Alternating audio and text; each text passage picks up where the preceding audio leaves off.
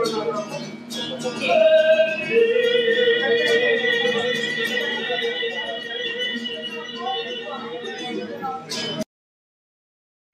the move, it is fitting that we gather here today as icy winds whip against the walls of Riverside Church. We celebrate the work and life of Ramsey Clark and the International Action Center, Ramsey's 85th year and the IAC's 20th. It is fitting that we gather here at Riverside, for even as I surprise myself, as I praise a former U.S. Attorney General, I'm also a student of history, and I know that he is far more than that. For here at Riverside was where Reverend Dr. Martin Luther King had perhaps his finest hour and his greatest public crisis. For here at Riverside, King made his biggest and boldest speech against, quote, the evils of capitalism, unquote, which he likened to the evils of militarism and the evils of racism. At Riverside, King denounced America's puppet, King's words, in Vietnam, so-called President Ngo Dinh Diem, as one of the most vicious modern dictators, and the U.S. concentration camps throughout Vietnam. At Riverside, King said, America is siding with the wealthy and secure while we create a hell for the poor. At Riverside, King said, the war in Vietnam is but a symptom of a far deeper malady within the American spirit. Here, he said, we must get on the right side of the world revolution. He said that here at Riverside, down by the riverside, oh yeah. And although he felt lifted by his speech, the liberal elites went on the attack. Whitney Young, a leader of the Urban League, condemned him. The New York Times called his remarks reckless. The NAACP put out a resolution saying civil rights and peace movements shouldn't be linked. Black columnist Carl Rowan, working with the White House, wrote an article designed to, quote, take out King, unquote, as a dupe of communists. And the Washington Post, long the house organ of the CIA, wrote a blistering editorial saying, in part, that King's speech was unsupported fantasy. Further, that King has done a grave injury to those who are his natural allies, and an even greater injury to himself. Many who have listened to him with respect will never accord him the same confidence. He has diminished his usefulness to his cause, to his country, and to his people. And that is a great tragedy. And those were the liberals. Fast forward, 2013, today, Gala celebration for Ramsey Clark's 85th birthday and the 20th anniversary of the International Action Center. Here, from this post, it is entirely possible that he has done more against injustice than when he was head of the U.S. Department of Justice. For here, at the IAC, we find the strongest voices against the evils of racism, the evils of militarism, and the evils of capitalism, as King said here at Riverside. When millions of people were in the streets in the spring of 2003, the IAC was holding rallies, putting out leaflets, manning and womaning websites, staging protests against the coming Iraq War. Who was on the right side of history, George W. Bush or Ramsey Clark in the IAC? When the bombs were being ready for Afghanistan and the White House was swearing vengeance, who dared to stage rallies predicting disaster? Abu Ghraib, Pakistan, Palestine, drone strikes, and wild Islamophobia, fueled by fear and ignorance. Who opposed these developments at every step? And as capitalism sent jobs abroad, hollowing out the middle class, causing dystopian hells in inner cities, who raised their voices against the prison industrial complex and the death industry of death row? Ramsey Clark and the organization he helped found in 2 small rooms of his law office, the IAC, 20 years ago. Ramsey Clark, as a former Attorney General, indeed the son of an Attorney General and a U.S. Supreme Court Justice, Tom C. Clark, could have gone to any law firm or gotten a sinecure at a think tank and made his pile. He could have made millions. That he took some of the toughest cases in the nation and with IAC fought some of the toughest battles against the might of the empire is telling and high tribute. A final thought. If King were alive today, he'd be a year younger than Ramsey. 84. But where would he be? At a vast, multi-million-dollar cathedral in Atlanta? Or at that place where he could speak his heart's truth, where his spirit and his politics merged into one? He would be with the people, with Ramsey Clark, with the International Action Center. He'd be with us all at Riverside. Thank you. On the move. Long live John Africa. From Imprisoned Nation, this is Mumia Abu Jamal. These commentaries are recorded by Noel Hanrahan of Prison Radio. How many people here have ever used the office of the International Action Center, the Solidarity Center, for meetings, for workspace, for internet blasts, for videos, for sound equipment, for flyers?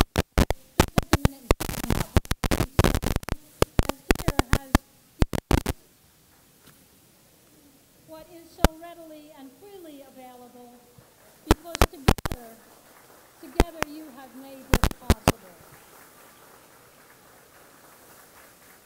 3 days ago, we signed a lease on a simple, wonderful new office. It's at 147 West 24th Street. It's great news. Now, the funds from tonight's gala, I have to say, they came in and they went right back out into a landlord's pocket. That's capitalism. As soon as you get it, they got it.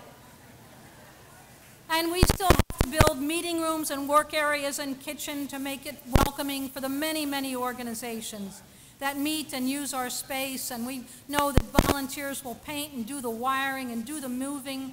And we need to lease copiers and install computers and internet and phone.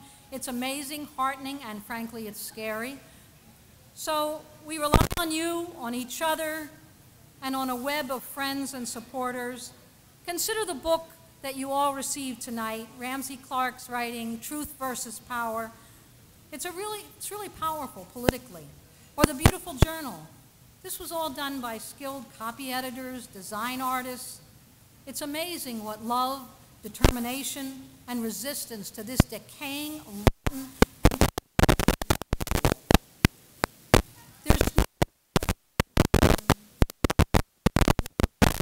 the war has come home in horrendous cuts and growing repression, and we need new unity and determination. And what has been Ramsey Clark's role in all of this? It has really been his example, his refusal to never be bowled over or threatened. There's no issue that was too unpopular, and even if no one else agreed, if it was an injustice, this is where truth versus power comes in. Resistance to power is what gives others confidence. In a cry for justice, in a push for human rights, Ramsey Clark is there, and that's why all of you are here tonight. So welcome.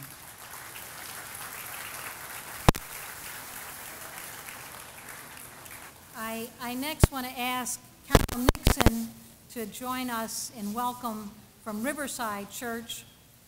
And just to say our warmest thanks to Carol Nixon, who really helped tonight's gala with the mission, social justice at the Riverside Church. Valuable to so many in the wonderful program here tonight, but so many other tremendous programs at Riverside Church. Carol Nixon. Thank you. Good evening to so many of my dear friends that I see here tonight. On behalf, this is sort of the standard greeting, on behalf of the Riverside Church and our senior minister, Reverend Phelps, I'd like to welcome all of you here once again. What I was going to say about Riverside actually has been said by Mumia, and it could not have been said better. So I need not say anything about the history of this church and our work in social justice. I am thrilled to have Ramsey Clark here and to be part of his birthday gala celebration. He has been here quite a few times, so he's become a particular favorite of ours here at the church. So it's an honor, and we hope next year we'll have another gala for Ramsey Clark, bigger and better. Thank you very much. It's an honor to introduce our next speaker, and this is a message from Texas. Attorney, former legislator, abolitionist, peace activist in Texas and around the world, and anti-apartheid struggles in South Africa to struggles against Jim Crow segregation.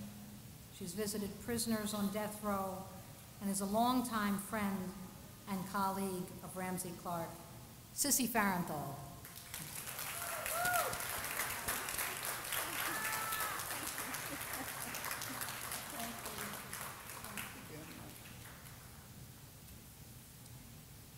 Coming up here from Texas yesterday, I thought, I'm going where I really want to be.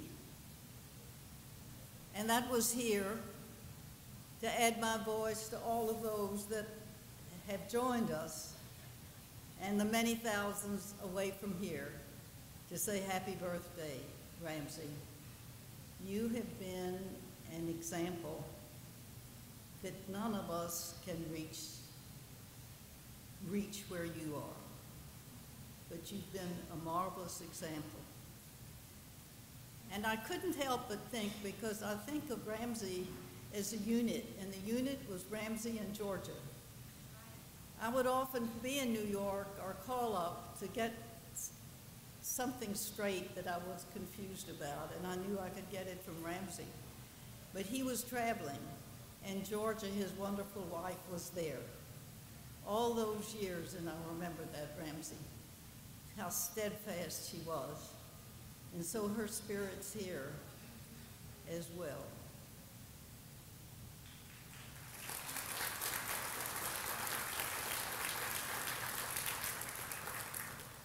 And Ramsey hasn't only been a wonderful lawyer, upholding the very highest requirements of the profession, with the thesis that everyone deserves a lawyer that is in the adversarial condition. It doesn't matter who it is.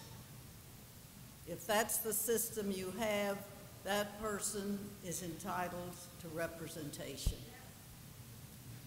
And no one has carried through with that ideal as Ramsey had.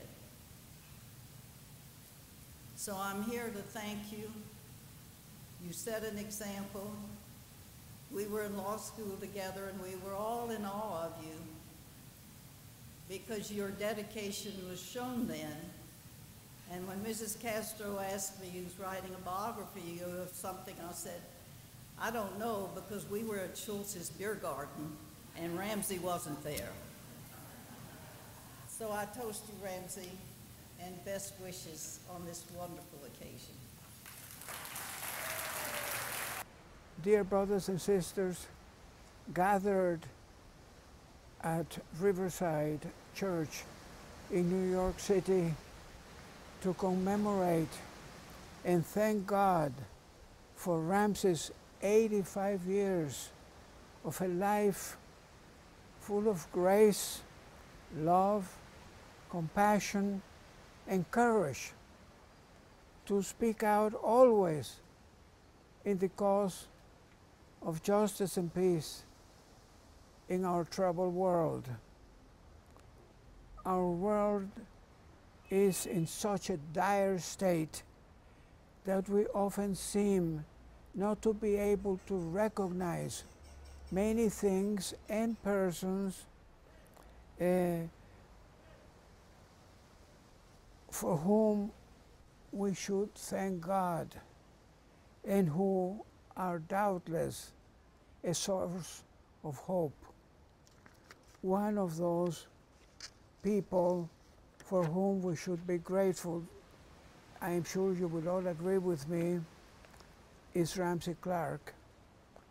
Ramsey is a kind of beacon that dispels some of the darkness with which greed and selfishness has enveloped our world and which has turned most of the world leaders into moral and spiritual quadriplegics, unable to take heroic actions needed at a time when our own species is threatened with extinction. Ramsey Clark is one of those persons who helps strengthen our faith in humankind, and that reassures us that it is possible to live and behave as God would have us live and act. Ramsey's 85th birthday is indeed an event worthy of commemorating and celebrating with every fiber of our being. And as we thank God for the gift of this great human being, we ask for the grace and the spiritual strength to follow his example in always championing the cause of the downtrodden, the cause of justice and peace, and a steadfastness in the struggle against imperial terrorism. Let us today, as a tribute to our very dear brother and friend, Ramsey Clark, commit ourselves to always following his example of total selflessness in the struggle for universal brotherhood and sisterhood. We ask God to help us live in such a manner that one day we can, in truth, say that it is no longer we who live, but that it is Christ who lives in us as he lives in Ramsey Clark, our brother. Thank you. We have a special section of the program up ahead where we will hear from representatives from a few of the political prisoners, of the many political prisoners that Ramsey and the IAC have supported over the many years. But before we hear from them, I want us to take a second to acknowledge those who are with us in spirit, who would no doubt have loved to be here with us tonight, but are locked up behind bars in the criminal U.S. prison industrial complex. Some of these beloved political prisoners who continue to fight behind the walls are reflected in the journal that you all received tonight. And if you didn't receive the journal, I encourage you to get one from the back table before you leave. Our host committee included Mumia Abu-Jamal, Professor Sami Al-Aryan, Harvey T. Irvin, who is an activist on death row in Texas, Native American political prisoner Leonard Peltier, and Lynn Stewart.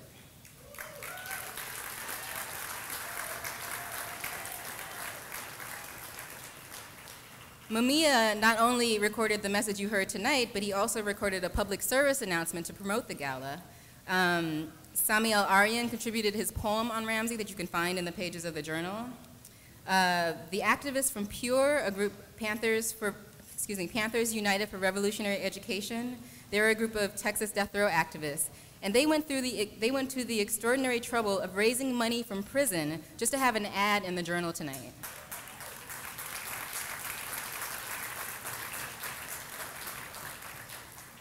So before we go any further, I would like us to salute our sisters and brothers locked up behind bars under this racist criminal justice system. We demand the immediate release of Afia Siddiqui, a Pakistani political prisoner.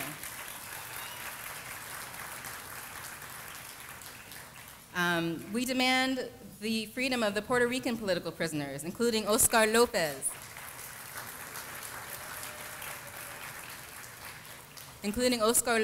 Norberto Gonzalez Claudio, Abelino Gonzalez Claudio, the Puerto Rican Three, whose only crime is their love for their homeland and their will to liberate Borinquen from U.S. colonialism. To these and to so many more political prisoners, we thank you for your continued resistance, and we say that we are with you and you are with us here tonight. So next up, it is my great honor to introduce Pam Africa.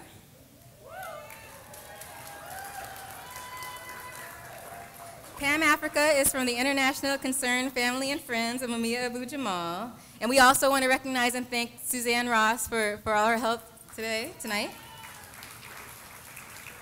Pam is a lifelong revolutionary fighter. She's part of the MOVE family in Philadelphia. She's a woman warrior that inspires us all. And while I have the mic, I want to let people know about a documentary on Mumia that's happening, that's opening here in New York on February 1st, called Long Distance Revolutionary. So, so look for that opening in theaters on February 1st. So without further ado, Pam Africa. Happy birthday, Ramsey. And IAC, yo baby, you sure know how to put on a party. I'm saying you had the best demonstrations around the world. I had been to Athens, didn't know that IAC was going to be in Athens for political prisoners. Puerto Rico, we were together, in Cuba, Africa, all around the world, all across the United States. And Ramsey, your influence did millions for Mumia. And when Monica and my brothers and sisters from IAC in Philadelphia, Berta, Betsy, and them we came together with the idea of millions for Mumia. I didn't know how it was going to be done, but the fruits of your labor, and made it possible. Ramsey, it's just too many things that can be said about you. I just want to say this. On my 85th birthday, can IAC throw this party along with Susan Ross? And Ramsey, you will be my keynote speaker. With that, people, happy birthday, Ramsey. Happy birthday, Ramsey. Happy birthday. Happy birthday, Ramsey. On the move, long live revolution, and long live the force to pull all things together. On the move. Thank you, Pam. Next up, we have Alicia Rocco. Alicia founded the International Committee to Free the Cuban Five. She is, as we all know what, she has consistently helped keep the defense of the Five part of every political issue and campaign. You can see her promoting the information about the Five and the struggle of the Five, and we have to thank her for her efforts. So please welcome Alicia.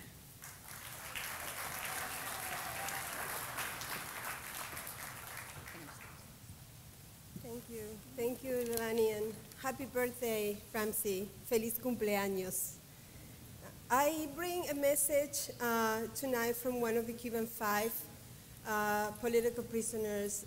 The Cuban Five have been in U.S. prisons for almost 15 years. Why? For defending their country, Cuba, against terrorism. Gerardo Hernandez, the person who sent this letter today, this message for Ramsey, has 2 life sentences.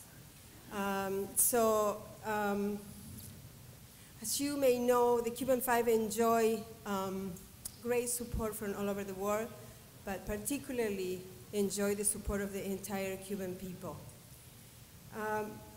My partner and I has been visited Gerardo for the last 11 years, and I have to say that that has changed our life.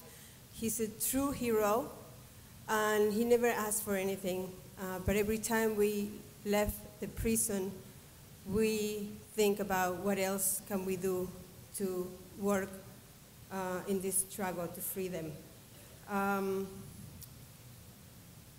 He said one time that we need a jury of millions to free them. So tonight and everywhere I go, I ask people to help to build that movement, that jury of millions that will bring Gerardo, Ramon, Antonio, Fernando, and Rene home, to their loved ones. So here is a message from Gerardo. Greetings to the brothers and sisters in the International Action Center on their 20th anniversary of struggle. We are honored to join with justice-loving people from around the world in wishing Ramsey Clark our warmest solidarity on the occasion of his 85th birthday. His name has become synonymous with standing up for what is human and right in the face of all odds. He has never wavered in his legal and moral support of difficult cases such as ours. Ramsey Clark has had the courage to stand up against his own government time and again when their illegal policies brought war and misery to nations such as ours. He has been a clear and consistent voice for peace and justice, and this is something that the Cuban Five and all the Cuban people know well. Over the years, the work of Ramsey Clark has not always been in public view, but we always know he is working and that we can count on his support. Speaking for myself and on behalf of my four brothers and our family, we want you to know that what has kept us strong over those 14 years of incarceration in U.S. prisons has been the knowledge that we have people like Ramsey Clark on our side. Hasta la victoria siempre. Gerardo Hernández Nordelo, Victorville Penitentiary, January 2013. Thank you. Thank you very much. And all I can think of is Freeland Stewart and relax, because the timekeeper has shook her fist at me several times. So I think that means stick to the script. So I'm going to read exactly what Lynn Stewart has sent from Fort Worth Federal Prison in Texas. To Ramsey. Ramsey Clark and I have known each other for a long time, but we only became face-to-face and personal friends after 1994. In the 60s, Ramsey represented government enforcement, and I was very anti-government, so you can draw your own conclusions. By 1976, I had hung up my law practice shingle, and he was once again a private citizen and a lawyer defender. I was aware of his worldwide work as an ambassador to less than popular regimes, his candidacy to the Senate, and of some of the cases Ruchell McGee and the action at the Alameda County Courthouse, Leonard Peltier, the Branch Davidians in Waco, Texas. However, it was not until 1994 that we embarked on our professional and personal relationship, which is now widened and deepened into something rich and fine. The story of my meeting with Ramsey in 1994 is one that I have repeated often and love to tell. I have learned from a number of sources that a search was underway for a lawyer to represent Sheikh Omar Abdel Rahman in his upcoming sedition trial, better known as the Landmarks case. I got a call from Abdeen Jabbar at my office asking if he could bring some materials and talk to me about the case. Apparently, Ramsey had been approached by a concerned group of Egyptians here in America because the Sheikh was representing himself with the help of an appointed ex-U.S. attorney, and they believed it was less than desirable situation for trial. He was blind, unfamiliar with English, and would require an interpreter, and finally, he was unfamiliar with the legal courtroom procedures. The point was also made to me that Sheikh Omar was a person of extraordinary religious repute and integrity, a highly respected Muslim scholar, a PhD graduate, despite his handicap from University in Cairo. Ramsey said that we would be viewed throughout the Middle East and the world in contempt if the progressive community in the U.S. could not arrange to have him defended with one of our very best political lawyers. Numerous candidates had gone to the jail behind the federal court and interviewed the Sheikh. There was a very limited amount of money available to provide a retainer in a case that was projected to last for at least 6 to 8 months, and that was due to begin shortly. I too went down to speak to the Sheikh. Not sure at that point if I even wanted the case, but out of respect for Ramsey and Abdeen, I went. Everyone knows that first interview sparked the kind of attorney-client chemistry that was to last for the next 15 plus years. But on that day, I still wasn't sure. I had a heavy schedule. I knew what a lengthy trial can do to a healthy law practice. Most importantly, I am a compulsive preparer with a great memory who always knows the case before the trial better than the agents in the prosecution. And I would have no time to do so in a case in which my co-counsel had been getting ready for months, if not years. The judge would grant no adjournments. I felt I just couldn't do it. I remember going with my husband, Ralph Pointer, to Ramsey's beautiful law office in the village on a Saturday afternoon in November to tell him so. I learned that day what made this man the dauntless and persuasive Attorney General of Selma and the South of the 60s. He listened to all my reasons patiently and then unfolded his long, lean Texas frame to stand and say, "Lynn, you're the only one who can do this. There is no one else. I know how difficult it is, but if you're going past a burning building and there's a little child in there, you can't stop and say, I need my fireman's boots, my fireman hat, my tools, my ladder. You know you have to save that little one. You must do your best. There is no choice. You are it." Well, after Ralph murmured his concern about my safety, not a real problem except for the government, I accepted and was committed and have remained so ever since. Ramsey Clark and Abdeen Jabbar have made up the rest of this dream team, but I was lead counsel. The judge, Michael Mukasey, a Zionist, gave us no quarter, pre-trial, during the trial, or after, but we carried the fight. Ramsey and I had differences over trial tactics, but committed as we were to client-centered representation, the final decision was always the Sheikh's. After the bitter ending of the trial, in which the defense was not allowed to be presented to the jury, one of the few times I have wept in a courtroom, we still went forward. There was no question that we would continue our representation, but that Ramsey and Larry Schilling would take over all responsibility for the appeal. I can say with complete honesty that I have never had the good fortune to work with a better and more committed attorney than Ramsey Clark, and I have worked with many. He was always generous, always understanding, always brilliant. The next few years saw a deepening of our regard for each other. The phone calls, the long-distance visits, meetings with the persons who had been concerned initially about the Sheikh's representation. We did all we could to zealously represent him. Faced thereafter with the devastating loss of the appeal and the imposition of the special administrative measures on the Sheikh by the government, we still went forward. Although our agenda was limited, we realize now that the prison conditions, first at Springfield, Missouri, and later in Rochester, Minnesota, were tantamount to extreme solitary confinement.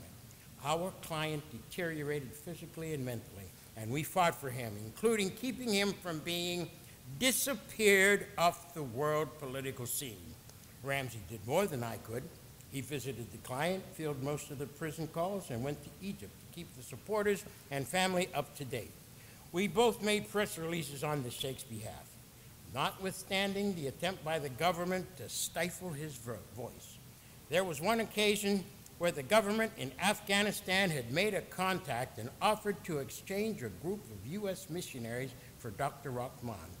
The date of our discussion and making of plans for Ramsey to go to Washington was September 10th, 2001. Needless to say, after the events of the following day, the world had shifted and that offer was never acted upon.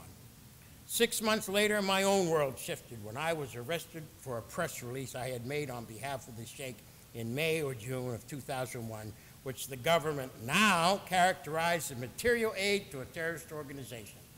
In all the years that have followed, Ramsey Clark has never wavered in his loyalty to me or the cause we both served as attorneys.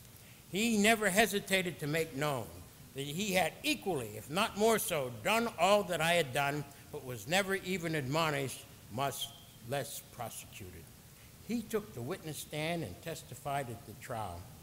I will tell you parenthetically that it was some of the most riveting testimony I have ever heard in a courtroom when speaking in his soft Texas drawl as he recounted the dedicated work in the South, Selma, Birmingham, Little Rock as Attorney General of the United States.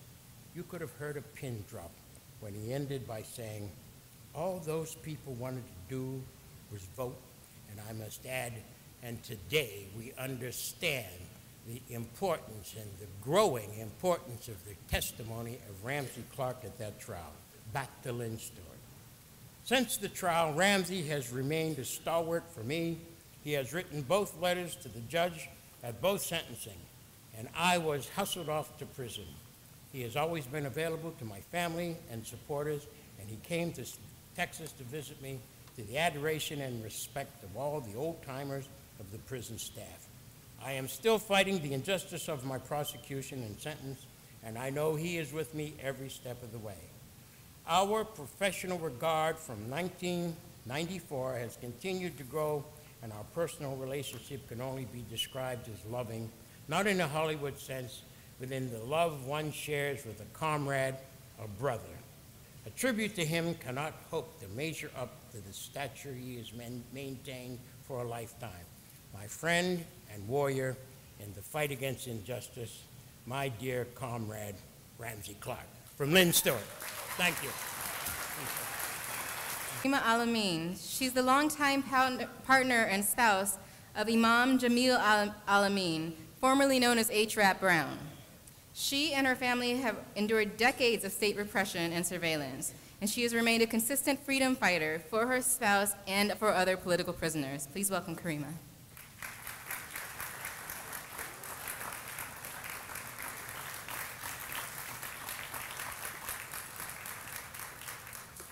Thank you. I give you the greeting that Muslims give, Assalamu alaikum.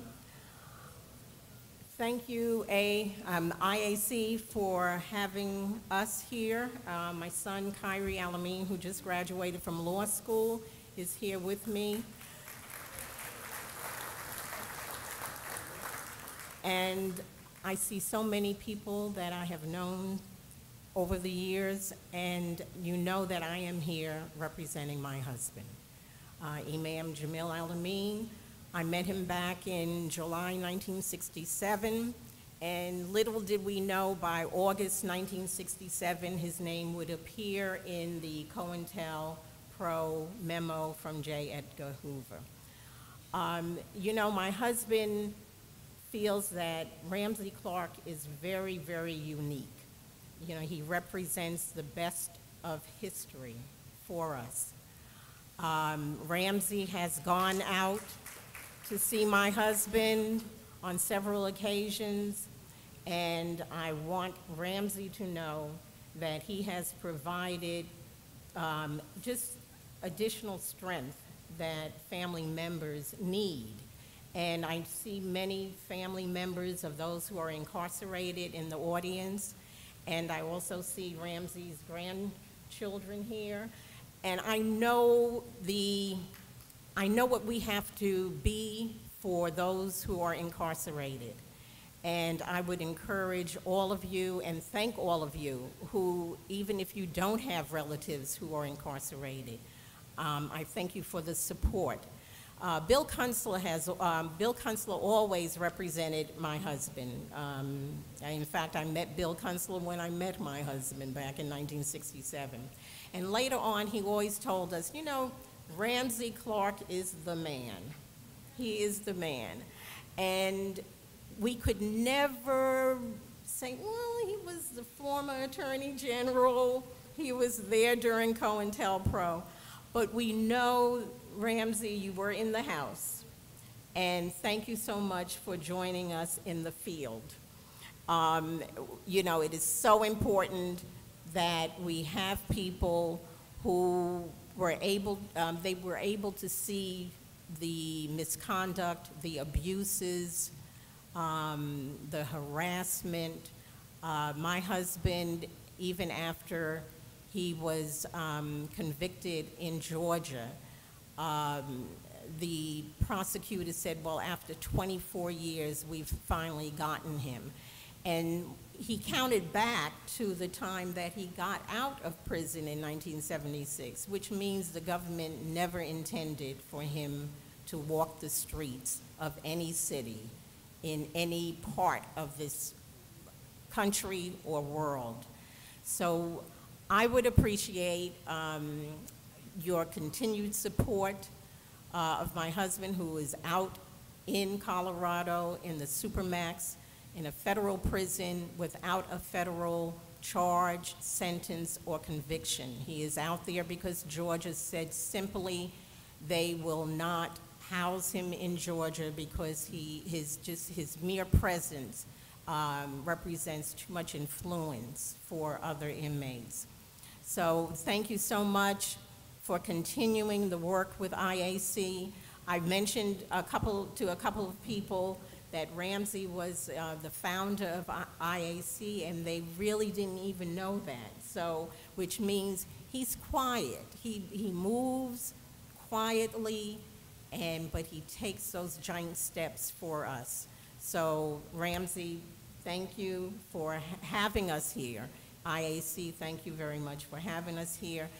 Ramsey has taken up the banner for a lot of the cases dealing with Muslims, and his acknowledgement that the repression, the selective prosecution of Muslims is just overwhelming, and we have to realize that and we have to address it.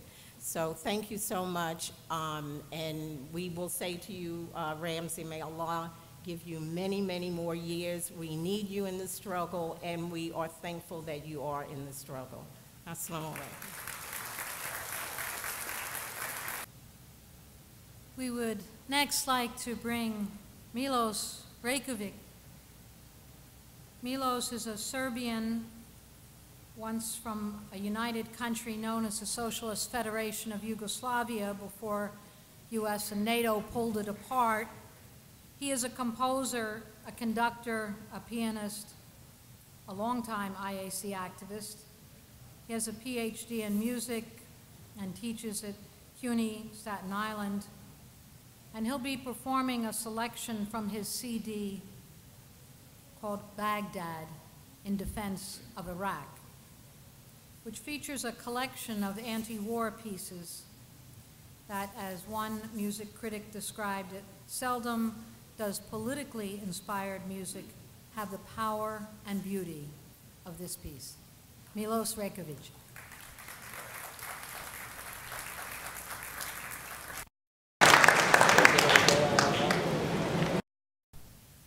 Thank you, Sarah.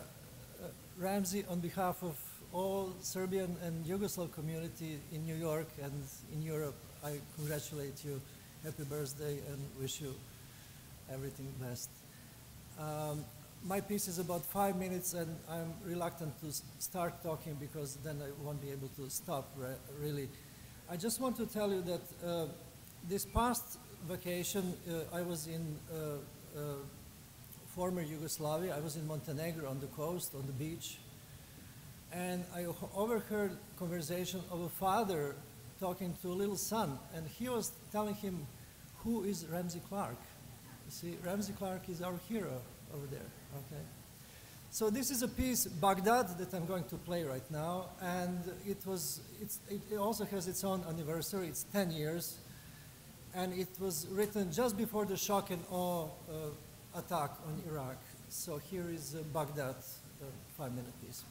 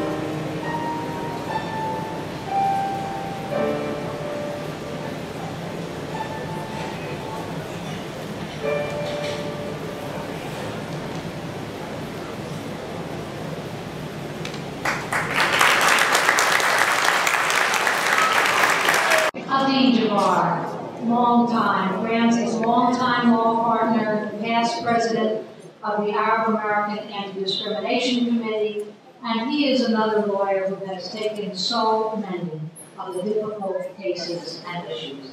Abidjan.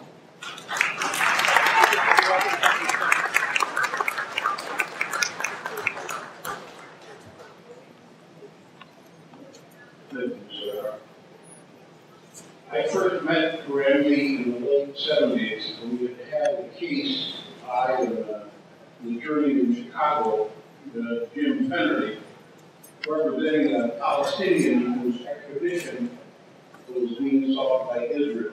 And we had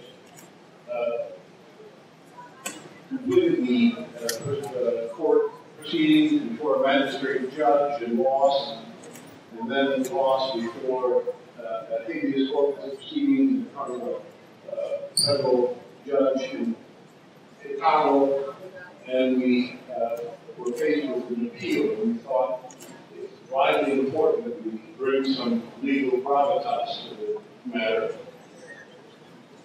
It was suggested that we approach Ramsey Clark. Now, I had never met Ramsey Clark, and I was practicing law in Detroit at the time, and I called his office, and I was put right through it in New York. And I said, Mr. Clark, I have a case that we'd like to see if you could be interested in. And I'm prepared to come to New York and talk to you about it. Extradition from the United States to Israel. So I came to New York, and he was practicing law then on University, 13th and University Place, and where I'm practicing law now. And I went up to see him, and I explained the case to him. And I said, we don't have any money. And he said, I'll help you out. And he took the case, and he argued the case in the Court of Appeals, and then we actually, after the extradition took place, we went to Israel on it. Subsequent to that, in 1986, I was elected president of the American Arab Anti-Discrimination Committee. I closed my practice. I went to Washington. There was another extradition case, again a Palestinian. I called Ramsey Clark, told him about it, and not one time did he ever say anything about any fees or anything. He took the case, and that, I think, says something about Ramsey Clark that very few people understand.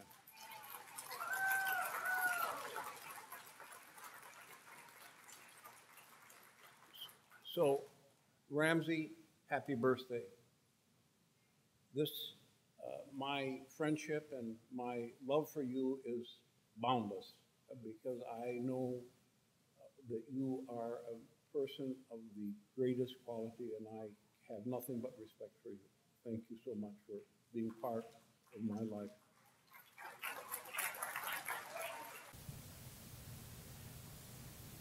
Thank you, Abdeen. Next is Gloria La Riva, a well-respected West Coast political activist, and in particular known for her long-time work and support for Cuba. Gloria is a trade unionist, a leader of ANSWER, the National Anti-War Coalition, and founder of the National Committee to Free the Cuban Five.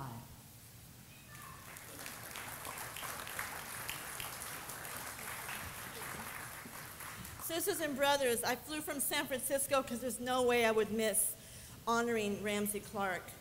I want to speak very quickly because we don't have much time, but I've had a great privilege and honor of being with Ramsey on various trips where he took the struggle of the people, where he went to find the truth about what U.S. imperialism is doing to others and bring it back to the United States to fight for justice. In 1994, right after the uprising of the Zapatistas, on January 1st, we flew to Mexico, Brian Becker, myself, Teresa Gutierrez, and a small delegation with Ramsey. And in Mexico, there was an understanding. The media was saying, of course, the cause of the Zapatistas, the poverty, the NAFTA agreement that's taken place. But there was a great fear among people to talk about the armed struggle, of the struggle that made the cause of the Zapatistas be known. And after a few days of fact-finding and going through Chiapas and seeing the blood still of the men who had been massacred by the army, Ramsey held a press conference at the hotel in San Cristobal de las Casas, and there were 700 journalists there, most from Mexico. And I remember as he was speaking, and he said this was a shot heard around the world for indigenous people. And he also spoke about their struggle being justified. What they did in taking up arms was justified. And journalists from Mexico behind the camera were thumbs up because he finally broke the ice and told the truth. He did that in Panama when the Pentagon said a few hundred people had been killed, and he went down there and went to the morgues and reported back that thousands had been killed. He went to Iraq. I don't know how many people know that in the bombing that took place, the 43 days of bombing, 78 days was Yugoslavia. He took a car, strapped it with gasoline tanks to be able to go through the country. He rode 2,000 miles through the heavy bombing to bring back the truth. And I remember he came to San Francisco 3 weeks after the war started to Third Baptist Church. It's a very famous church, and it was packed with 1,200 people, mostly from the African-American community. And we showed the film that he had made, Nowhere to Hide. And, you know, a lot of people didn't know Ramsey. They saw this man, you know, they heard he'd been Attorney General. And he connected so beautifully with the community. He talked about the fame of the church, the history, how Paul Robeson had been there. And he had such a powerful standing ovation. He really, really, people left there loving Ramsey Clark and what he said. But a lot of people didn't know that much or support the issue of the struggle of the people of Yugoslavia and the NATO bombing of 1999. When we took $4 million of medicine to Iraq in 1998, I remember we were leaving there and we were all exhausted in Jordan as we were ready to fly back home. And Ramsey was up 2 hours later, ready to fly to Yugoslavia to meet with Milosevic. And then actually, like 48 hours later, he was in San Francisco for Leonard Peltier. That's Ramsey. He's been everywhere. And Ramsey asked me to go with him to make a video about Yugoslavia the first time, 5 days into the war, and I was so afraid. I got to tell you, I was frightened, and I thought, well, Ramsey, he's not afraid, but I am. And we were strapping ourselves into the seats, you know, in the plane going to Hungary, and I said, Ramsey, are you afraid? And he said, no. And all my fear went away. And then on the second trip, I went with Sarah Flounders. We had another small delegation, 55 days into the war when the destruction was even worse. And people loved Ramsey in Yugoslavia. The third time we went, Ramsey called me because it was when they were trying to kidnap Milosevic to take him to The Hague. And he said, get a plane to JFK, we're going to go there. Now, the government had changed by then after the war, after the 78-day bombing. And Ramsey said, we're going anywhere. We don't have a visa. They denied us in Washington, but we're going anyway. And we ran to the plane, got on the plane. It was an Italian plane. And we landed in Yugoslavia. And as soon as the immigration and customs saw us, they shut the windows because they saw Ramsey Clark coming. It had already been an overthrow, really. And we sat there, and the police came and said, you have to get on the plane now. You have to leave. You don't have a visa. And we sat there, and we need to make a phone call. We wanted to call the Socialist Party of Yugoslavia. And then the plane left. And then there was a Swiss plane. They go, you got to get on that plane. And Ramsey said, no, we want to make a phone call.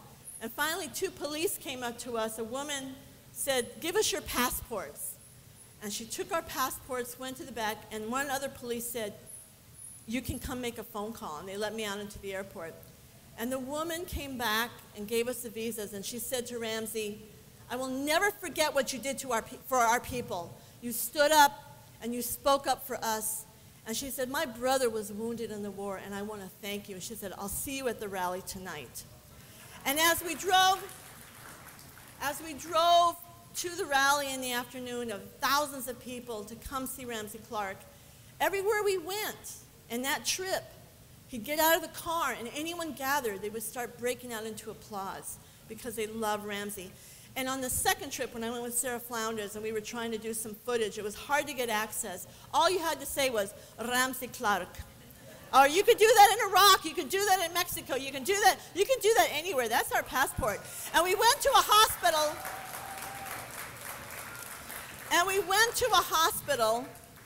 and they wouldn't let us in. They said, no, you're not allowed. And we said, we're here with Ramsey Clark. And then they opened the doors, and we went to a hospital bed, and NATO, U.S., was bombing responders, ambulance people, 15 minutes after they would bomb the site to kill responders. And there was a man who'd had his legs completely blown off, and he was hardly conscious. And we said, sir, may we speak to you? And he said, no. He was angry at us for being American. And we said, we're here with Ramsey Clark. We want to come tell the truth to the American people. And he pulled himself up on the bed, and he spoke to us about what happened to him. And I got to tell you, there's no man more honorable, courageous, principled, and humble as Ramsey Clark.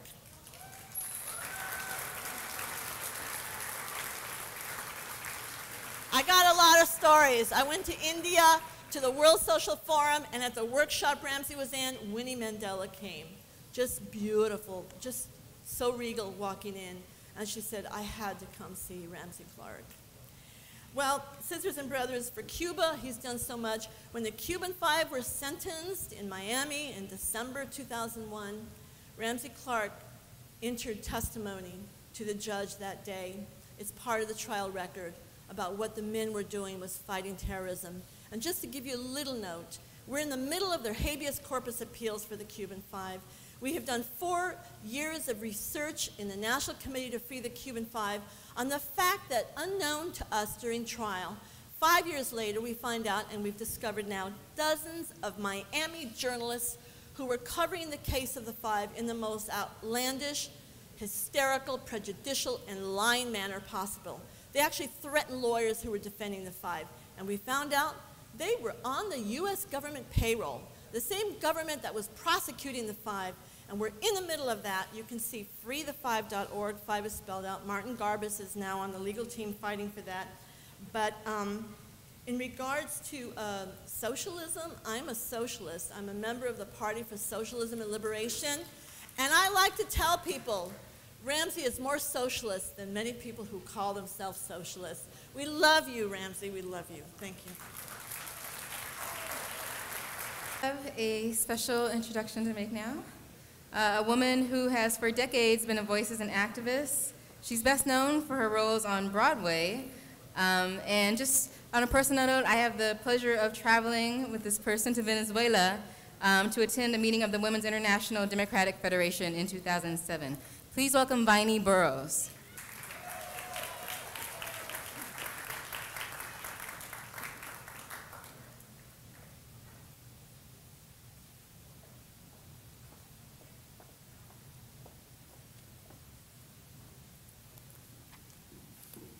Thank you for the introduction, but first, happy birthday to the little boy who grew up to become a courageous man, who founded an organization that struggles for peace and against racism, against militarism, against violence.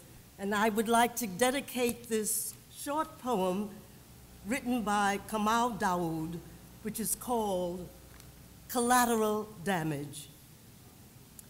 There is a child's hand in the street. It is small. You cannot tell if it is the hand of Palestinian child or Israeli child.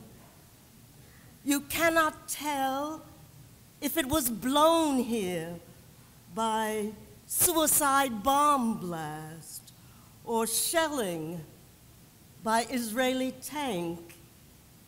It is just a small, bloody hand in the gray of the street. Someone weeps insane with the weight of this image. Someone who has held that hand, who taught that child to count in Hebrew or Arabic.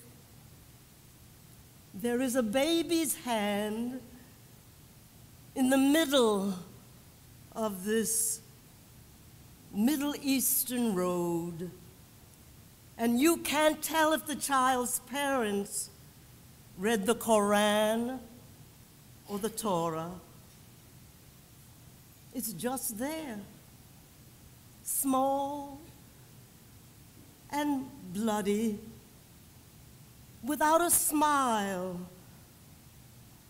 and laughter behind it. So look away. We are told it's unfortunate collateral damage. May there always be sunshine. May there always be me. May there always be family. May we always be free. May there always be sunshine. May there always be me.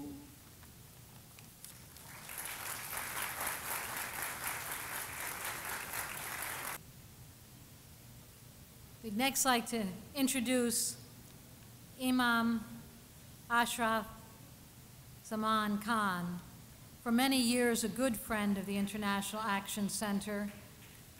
And just to say that Imam Khan was especially helpful as part of the host committee for tonight's gala. He is a leader of the Islamic Circle of North America, and we'd also like to welcome the delegation that came with the Islamic Circle of North America. Imam Ashraf Khan.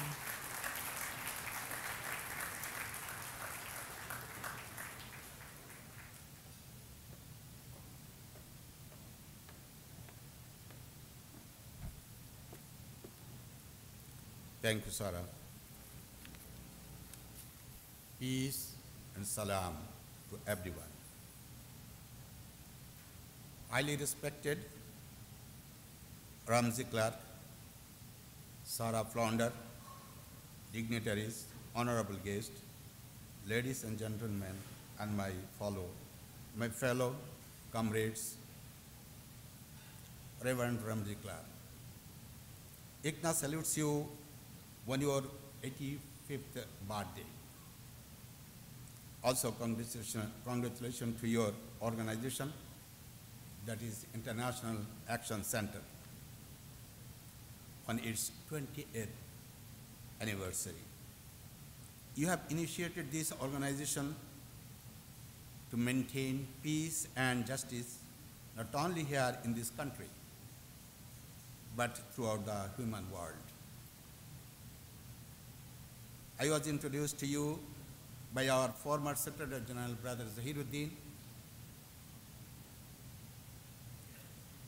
In the early 90s, I saw a man lean and thin physically, and at the time he was at my present age, but spiritually very high, determined, honest, and sincere. I found out later on it was human rights speaker Ramsey Clark. Your mission is the same as the mission of the prophets, that is establishment of peace and justice in the society and oppose the injustices. As the Holy Book says, Holy Quran says, the God Almighty Creator commands doing justice, doing beneficence, good to others, and giving to near relatives, and he forbids indecency, wickedness, torture, and persecution. He admonishes you so that you may take heed.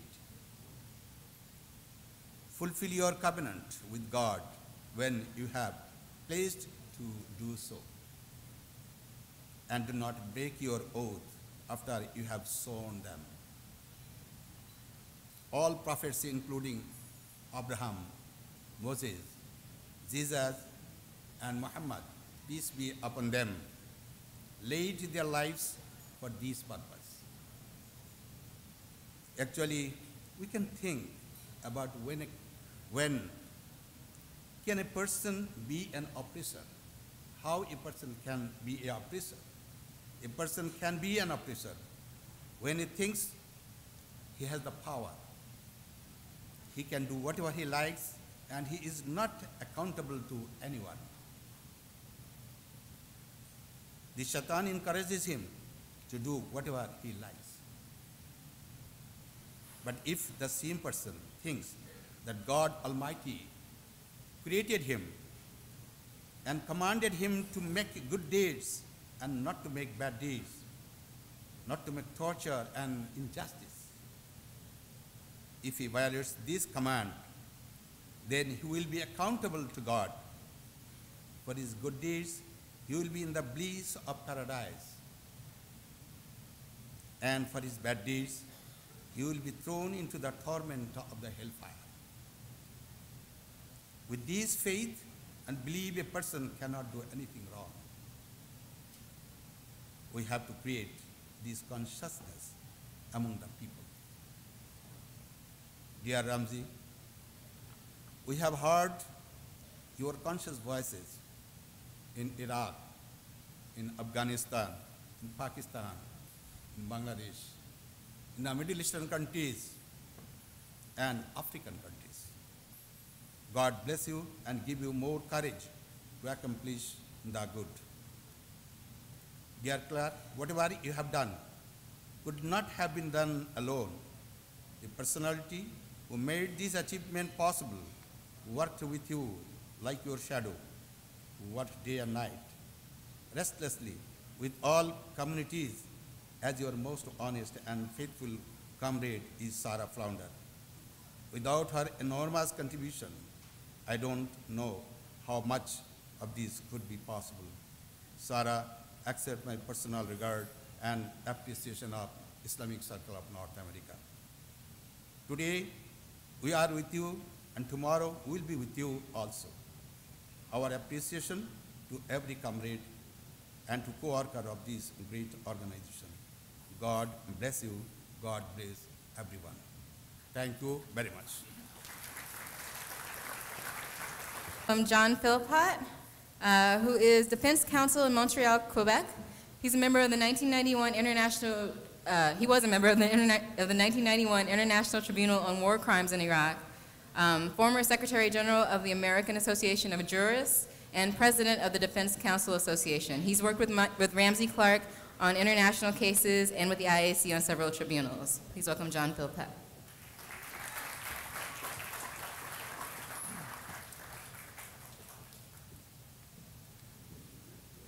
It's hard to follow the speakers who preceded me. Ramsey, thank you for all you have given us. Thank you from Quebec, which you understood. Thank you from Canada, where we worked together on the Iraq anti-war. Canada did not go to Iraq, and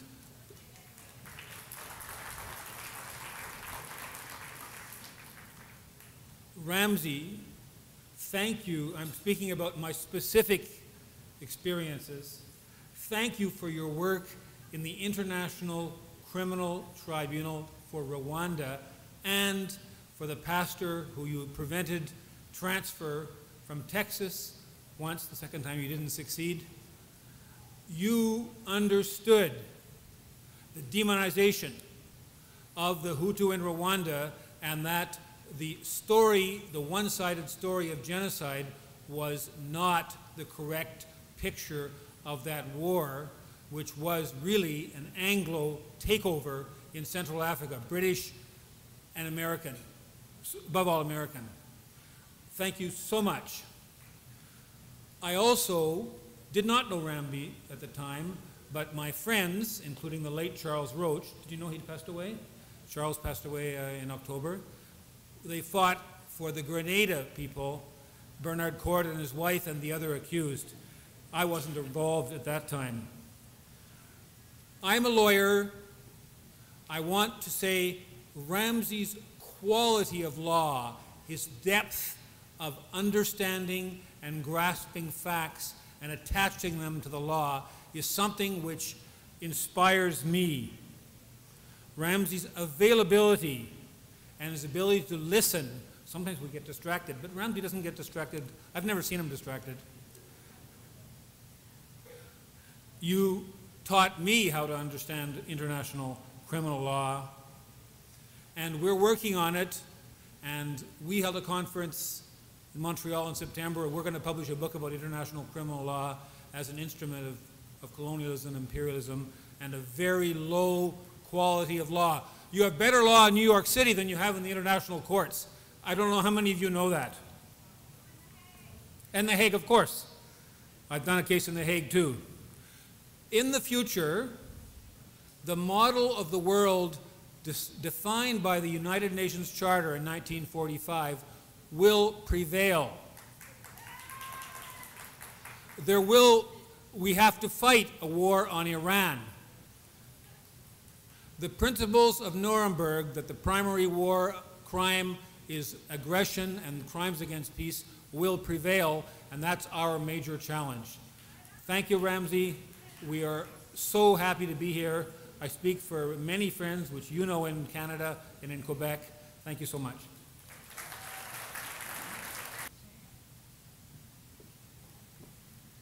Ramsey, on behalf of President Chavez, on behalf of the people of Venezuela, I wanted to tell you that we're very thankful for all the solidarity, and that without you and without your work, things like the things that are happening in Venezuela wouldn't be happening. I like to tell you that 2 days ago, something extraordinary happened in Venezuela. As you know, President Chavez continues to recover in Cuba, thanks to the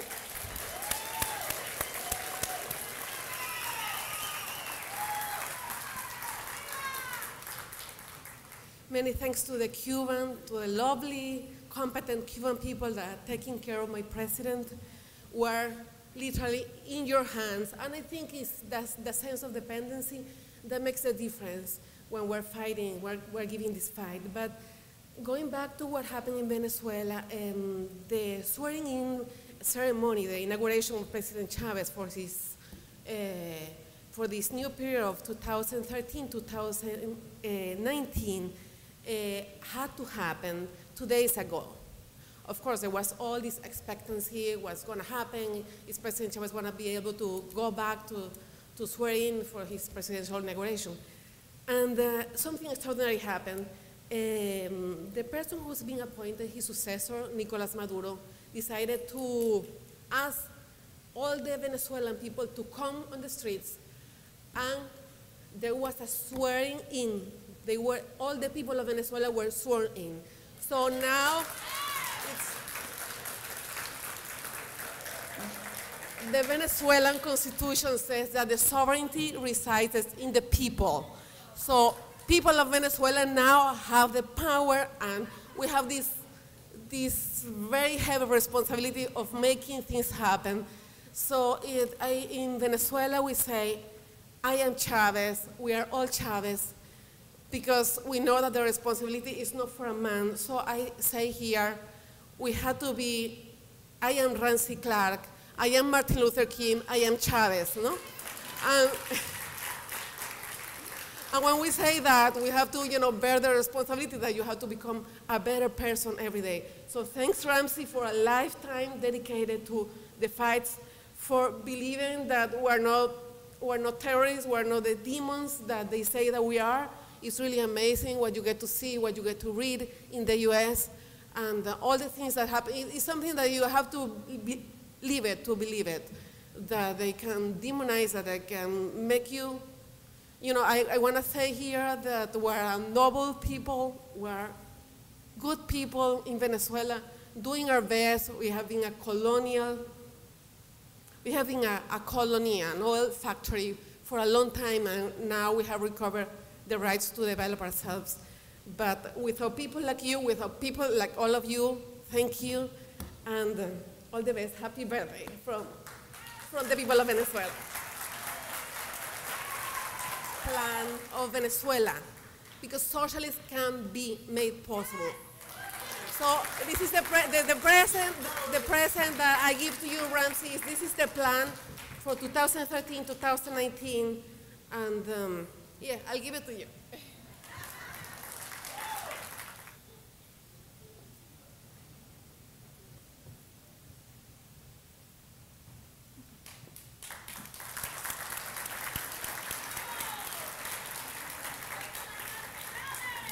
A fighter and resistor from the 70s, as a GI war resistor, to decades of resistance on every front. He is the first secretary of Workers' World Party and a leader in the People's Power Assembly movement, a founder of the Bail Out the People movement, and a dear comrade of mine. Please welcome Larry.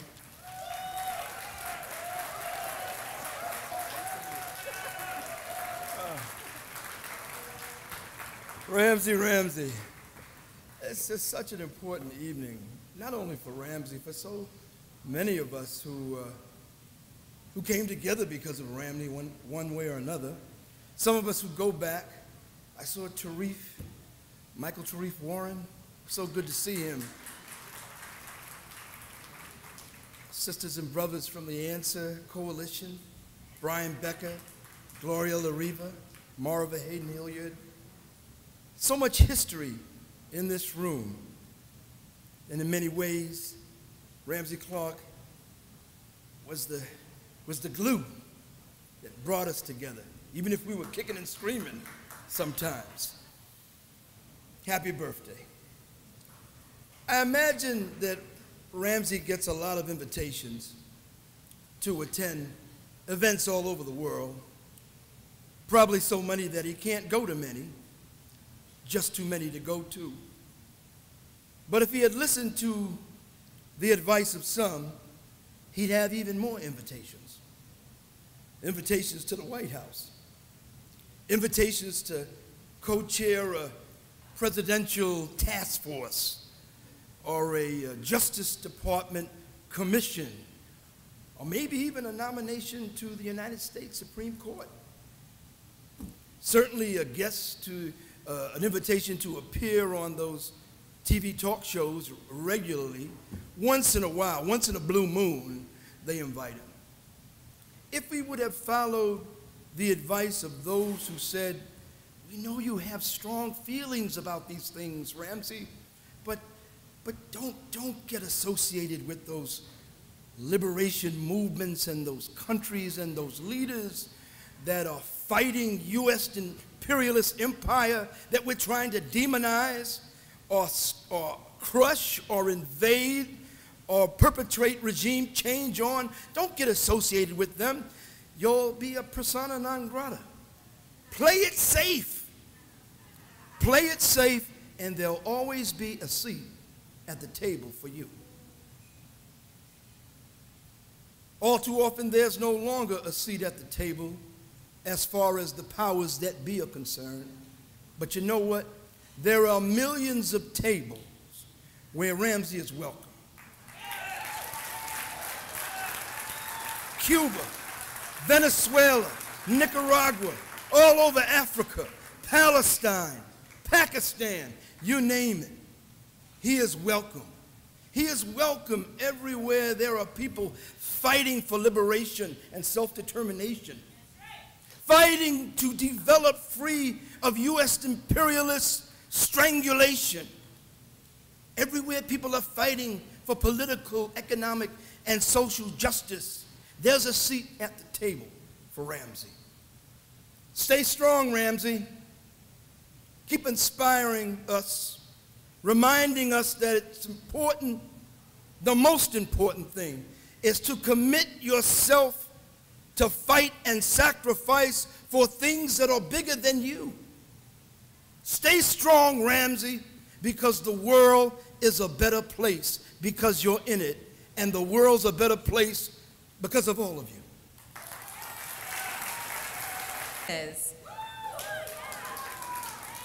Another woman who doesn't need much introduction. Teresa is the IAC National Coordinator of Immigrant and Latin America Projects, and she's a co-coordinator of the May 1st Coalition for Worker and Immigrant Rights. She is the Deputy Secretary General of the International Migrant Alliance, an organizer of countless solidarity campaigns, especially on Latin America, and editor of the video Plan Colombia, We Say No, and a writer as well, and a million other things too. So please welcome Teresa.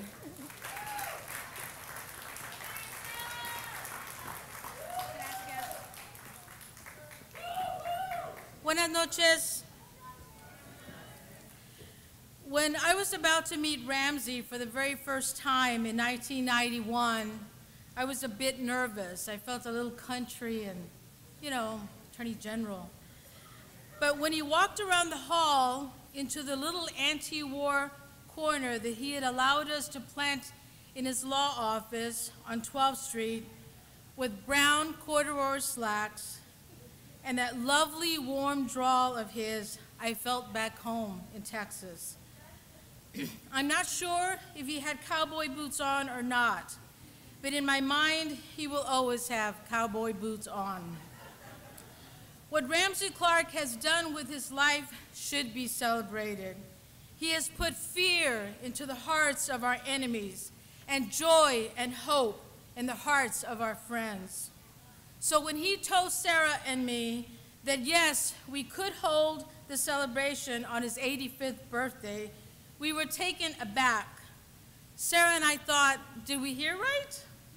It had not been the first time we had asked, after all, which shows that our perseverance pays off. A lot has happened since we began our work together at the IAC and with Ramsey.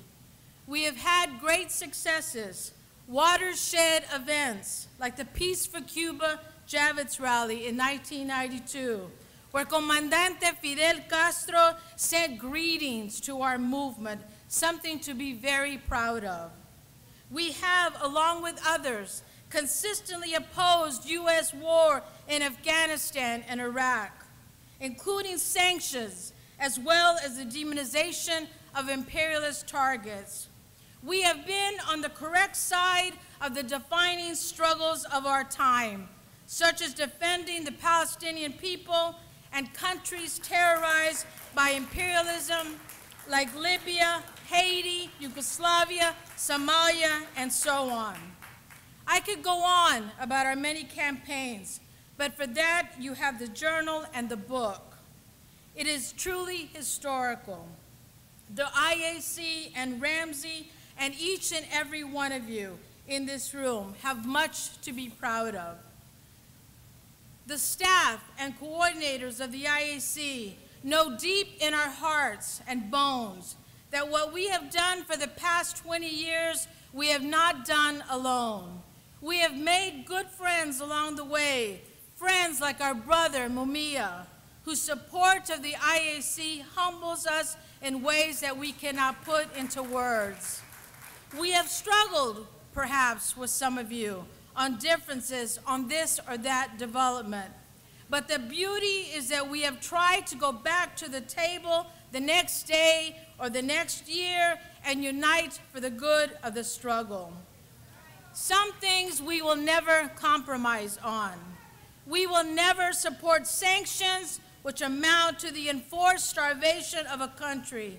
We will never side with the imperialism, and whether or not we agree with the policies of a country's leader, we will never condemn a leader when they are under U.S. attack or demonization. But we will still do our utmost to build unity and to mobilize the maximum number to oppose U.S. policy. And really, what choice do we have but to struggle like Ramsey has set this example, to struggle for unity in light of what the people here and abroad face today. Who would have ever thought that we might need to organize solidarity delegations for Europe? The austerity measures in Europe and here at home, the total destruction by U.S. NATO-funded war on Syria, and the threat of a new war on Iran. That is why we have to continue to keep building our solidarity movement. The current capitalist crisis is unlike any other and is ushering in unprecedented misery. This is why the IAC and leaders like Ramsey Clark are needed. I fondly recall coming back to the United States after an important trip to Colombia, where Ramsey and I met with the various forces in the movement there. We were at the airport waiting for an IAC volunteer to pick us up, and there was confusion about what terminal we were supposed to be at. So he and I had to go from terminal to terminal lugging our luggage. And I was kind of embarrassed making Ramsey, a former U.S. Attorney General, lug all that stuff. But he was so helpful. I was deeply moved, and I'll never forget that, along the lines of what my sister Gloria was talking about. Ramsey could be making millions of dollars on Wall Street with his background. He could have had limousines picking him up, and you would have never had to pick up a single package or luggage in his life. But he chose to commit class suicide and decided instead to defend the oppressed instead of helping to oppress them. He defends the oppressed instead of helping to oppress them. What former U.S. Attorney General would be helping me carry luggage so graciously? None. Because there is no one like Ramsey Clark in this country. So we thank you, Ramsey, for allowing us to celebrate you today. Finally, sisters and brothers, the IAC has persevered during good times and bad. We have paid the rent consistently for 20 years, no small damn thing. And we have let anyone who wanted to use our space do so, free of charge. It was chaotic, sometimes a little dirty, sometimes the copier doesn't work, sometimes we're grouchy, but everyone is welcome. And all the tacos that have been made by the May 1st Coalition, all the sound permits we have gotten have made all of us keep coming back. It is tough economic times, and we all know our movements are struggling. We need more people. We need more youth. We need to grow. Some of you thought that when we lost our lease, because we got calls about this, that we would be homeless, that the IAC was shutting down. But we would never allow that to happen. As long as there are Colombian workers at death's door, as long as Mumia, the Cuban Five, Leonard Peltier, and the Puerto Rican brothers are in jail, as long as there are mass incarcerations and mass deportations, as long as there are Trayvon Martins and Ramarley Grahams, as long as Palestine is not free, as long as Cuba is blockaded, as long as there are imperialist wars abroad, as long as there are U.S. troops in the Philippines or Korea or anywhere, as long as Puerto Rico is a colony, as long as the people of this country remain subjected to racism, sexism, lesbian, gay, bi, trans oppression, hunger, homelessness, and unemployment, our doors will remain open. That you can count on. The IAC thanks each and every one of you here today. We could not have done this without you. Your $100 or your $10 or the food stamps that somebody brought in to pay for their ticket. Today and tomorrow, your good wishes and messages of solidarity and your active participation in the work, that's what keeps us going. And whether you can give us a monetary donation or not in the coming days, We urge you to join us in campaigns such as the Week of National Solidarity during January 22nd with President Chavez and the Bolivarian Revolution, to let President Obama know that the movement is alive and well with Venezuela in this country. Sign on and add your support to the statement on Iran and the upcoming 5-1 talks. Sign on and join us on International Women's Day as we celebrate the 100th anniversary of the death of warrior Harriet Tubman. And join us on May Day as we gather at Union Square for the 9th year in a row at Union Square. Join us when we travel to Honduras in November to support the elections and the struggle of the Frente in that country. Join us and build People's Powers Assembly throughout this country so that we can shake this country up and never again see this government blockade, drop bombs. That is the legacy that Ramsey Clark has left for us. That is the legacy that we must pick up, and in his name we must carry on this struggle from now until victory. We know Ramsey Clark will be at our side at all these events. We have so much to thank him for. We thank him and honor him for standing up for truth versus power. Happy birthday, belated, but happy birthday to Ramsey. And before we call up our next speaker, I want to ask our Gala coordinators, Leilani, Sarah, and Monica, to please come up.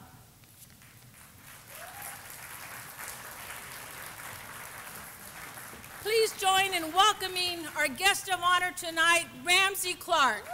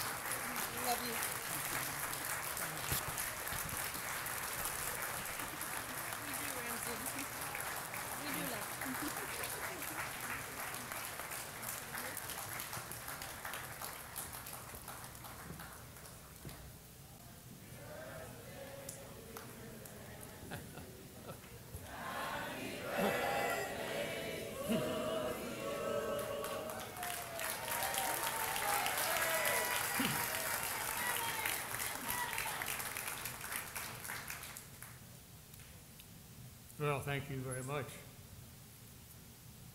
I'm a little embarrassed, but not being very modest, I can stand it. Been through worse ordeals, but I don't really remember when offhand. And never have heard so many speeches that I couldn't find a credible word in. But it's nice to be here. I remember Lincoln met a guy on the road outside of Springfield who'd just been tarred and feathered, and he asked him how it felt, and the guy said, well, except the honor of it, I'd just sooner walked. I know exactly how he felt.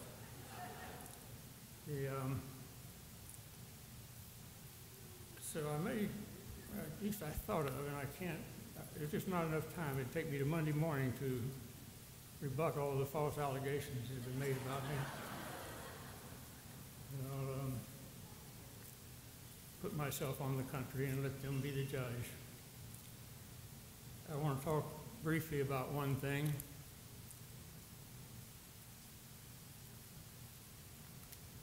But before I do, I want to say something special about Hugo Chavez. He's one of the great leaders of our time.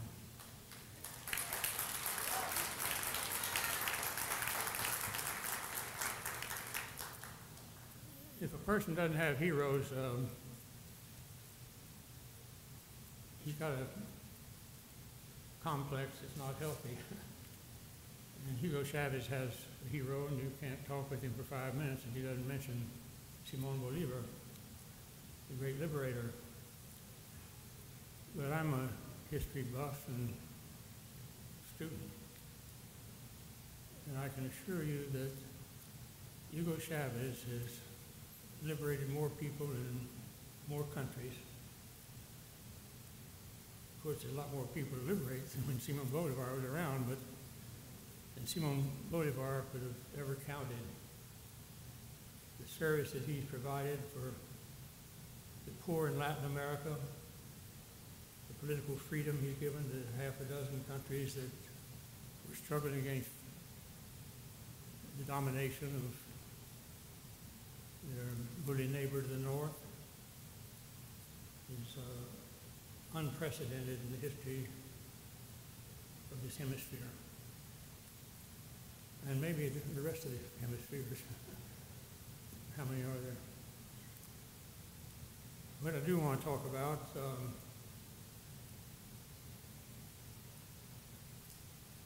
was raised on April the 4th, 1967 here by Martin Luther King in this church. 1 year to the day before he was murdered.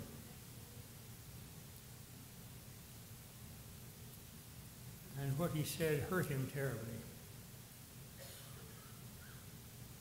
He sent me a note I still treasure and a copy of the speech. He wanted to be sure I got it right, what he really said. And how hard it was for him to say what he did, but it was that my own country is the greatest purveyor of violence on earth. He gave his life to change that. Violence couldn't stand a man that believed that way.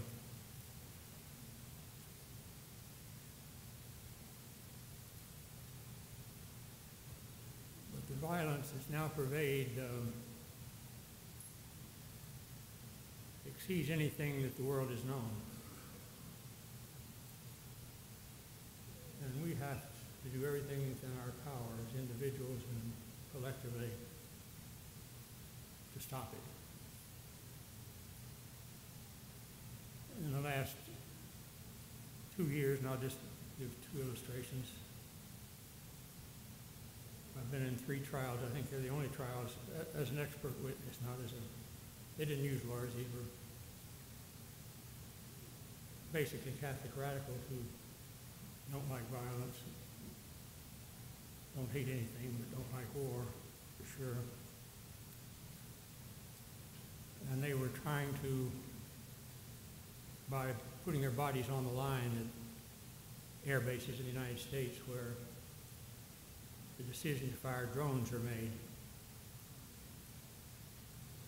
And in the trial, in each of the trials, it became so clear. It's interesting to watch the difficulty of even hardened judges hearing the evidence. But here these men just outside of Syracuse and on an air base and 40 miles north of Las Vegas on an air base. They're pilots, because somebody had the idea that pilots would have a better instinct as to when to punch the button. And they're watching a screen, and it's got shadowy pictures of a highway or whatever it happens to be, and a truck coming down to it. They're waiting to see at the right moment to punch the button to fire the missile to destroy who's ever in that truck. How many thousands of miles away, halfway around the world, generally. The idea that you can assassinate people around the world without their ability to even know that they're in danger. They may think they're safe when they're sleeping at home in their bed. And on what evidence? And the president himself says he makes the decision. What's his decision worth? No decisions worth more than the evidence or information on which it's based. And what does he know? He knows what the CIA tells him, you know. I can tell you that when I was the governor, I had Helms, who was the head of the CIA, and Houston, who was his top counsel, come in and lie to me in the face about whether some planes on an air base, not an air base, a public airport in Buffalo, New York, were CIA or not. He said they weren't, and they were. Would they not say that to the president? But even if they would, you read our Constitution, and if you think we would ever fall to the level that we would assassinate someone who we suspected, and we thought this shadowy person might be him, and we didn't care who the half dozen others in the vehicle were, or didn't know who else was in the house, and yet we kill them all. People that will tolerate that are in trouble. And we're the people. We have to try to put an end to it. The other thing is what we've done with nuclear arms. We've got a machine that can take out the biggest country in the world. It can take out the continent, perhaps. It's called the Trident II nuclear submarine. And the evidence that we obtain, and you have to presume it's the least damaging presentation that could have been made by the government, is that this was a Pacific fleet, Pacific Trident II nuclear fleet. 30 subs, that doesn't sound like too many. They're big monsters, so they're a lot bigger around in this room, and they're 400 feet long. They carry normally 140 nuclear warheads and missiles. They only have 2 calibers. The smallest caliber is about 12 times that of the bomb that incinerated Hiroshima and Belle. The bigger one leaves a crater, they say, what do I know? They say 50 miles in diameter. Imagine trying to find the point around the metropolitan area where we are right now, in which you would detonate the bomb to kill the largest population, and that's just in the crater. That doesn't include what gets caught up in the blast that goes out from there. You kill 25 million people. And imagine one ship with 140 warheads like that. Try and think of 140 cities in Europe. I think for a long time I'm thinking that name. Think of the biggest ones first, whether you're in the business of killing. And we have 8 of those on alert in the Pacific alone, at all times. If that's not madness, I don't know what is. How could you use one of those bombs? And you've got 140 at the fingertip of one ship's captain.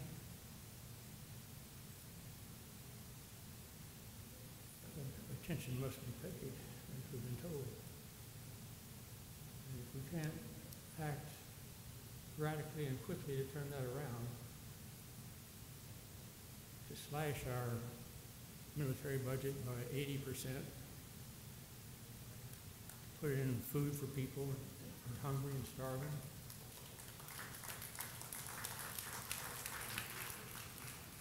and all the things that are needed around the world and here, and stop our assault on the environment, which is getting angry with us. And you or I would be too if we were treated that way. So while we know that organizations like the IAC and great and imaginative leaders like Hugo Chavez have done great deeds for people, we have an unprecedented challenge and must engage it and pursue it. The miles that we have before we sleep. Thanks so much for helping me celebrate my non-birthday.